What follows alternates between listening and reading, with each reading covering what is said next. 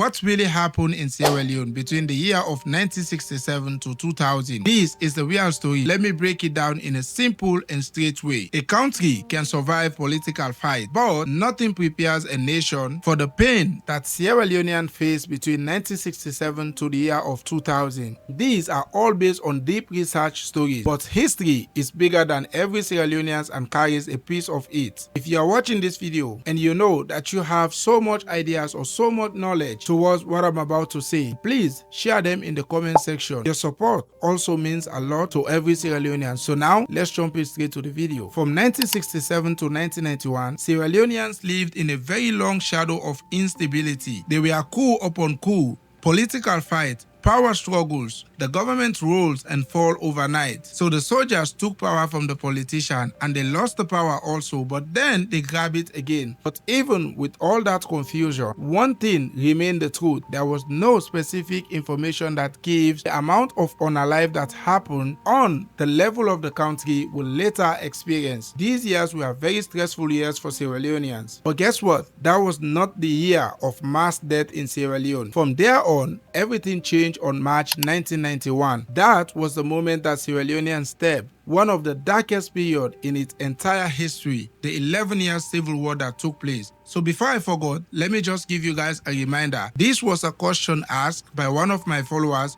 who watched one of my previous videos and asked this question because he wanted to know what exactly happened between 1967 to 2000. So these are the things that we are encouraging you guys to be doing. If you have a question that you want to ask it in the comment section. I will probably take my time to respond. If I have an answer towards the question that you ask about, I'll definitely give a response by a video or by a text. When the war started, everything was shit. The civil war became a national disaster that touched every family. The number alone show the scale of the tragedy. Between 50,000 to 70,000 people lost their lives before peace was finally returned in 2002. Most of the death within the time frame of 1967 to 2000, it all came from this single conflict. The entire communities vanished. Towns were burned, families scattered. The innocent people were trapped between the rebels, the soldiers, the military. This was not political instability anymore. This was a war that leaves reminders in our heart for the rest of the generation. The darkest moment in Freetown was 1999. The world saw just how brutal the war had become. The rebels invade Freetown in an attack that shocked the whole country. Around 7,000 people died in that one offensive. Their homes were burned, the streets were turned into silence, thousands of people ran for safety. By the time the Lone Peace Agreement was signed in July 1991, the damage was already written into the soil, the houses, and the heart of the people. The war officially ended in January 2002, but the scars are still alive today with us. Some of you might ask, why are these stories still matters to this day? Let me explain. When we talk about the death between 1967 and 2000, it is easy to assume that the whole pride was caused by war, but the truth is clear. The majority of the death happened between 1991 to 2002 during the civil war, not before, not during the political fight. It was the war that carries the highest death toll and the deepest suffering. Question for you: what do you think is the biggest lesson that Sierra Leoneans can learn from the chapter of the history? Share your thought in the comment section. If you do enjoy this video,